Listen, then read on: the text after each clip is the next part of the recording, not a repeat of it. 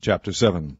Then Elisha said, Hear ye the word of the Lord. Thus saith the Lord, Tomorrow about this time shall a measure of fine flour be sold for a shekel, and 2 measures of barley for a shekel in the gate of Samaria. Then a Lord, on whose hand the king leaned, answered the man of God, and said, Behold, if the Lord would make windows in heaven, might this thing be?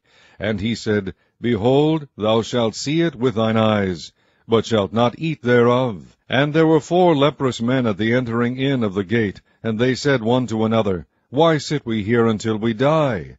If we say, We will enter into the city, then the famine is in the city, and we shall die there.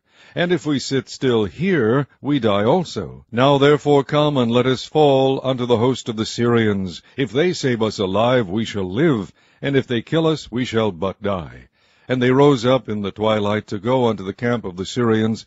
And when they were come to the uttermost part of the camp of Syria, behold, there was no man there. For the Lord had made the host of the Syrians to hear a noise of chariots, and a noise of horses, even the noise of a great host.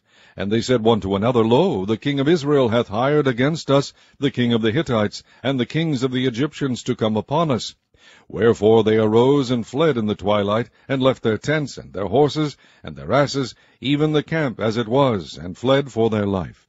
And when these lepers came to the uttermost part of the camp, they went into one tent, and did eat and drink, and carried thence silver and gold and raiment, and went and hid it, and came again and entered into another tent, and carried thence also, and went and hid it.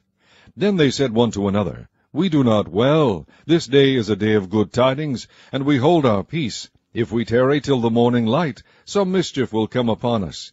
Now therefore come, that we may go and tell the king's household. So they came and called upon the porter of the city, and they told them, saying, We came to the camp of the Syrians, and behold, there was no man there, neither voice of man, but horses tied, and asses tied, and the tents as they were.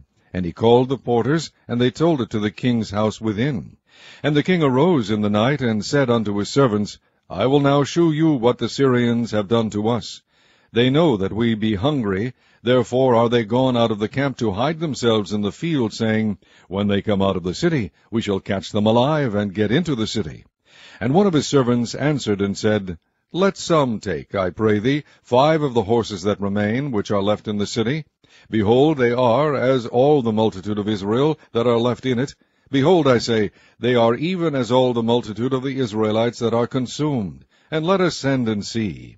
They took therefore 2 chariot horses, and the king sent after the host of the Syrians, saying, Go and see. And they went after them unto Jordan, and lo, all the way was full of garments and vessels, which the Syrians had cast away in their haste. And the messengers returned and told the king. And the people went out, and spoiled the tents of the Syrians.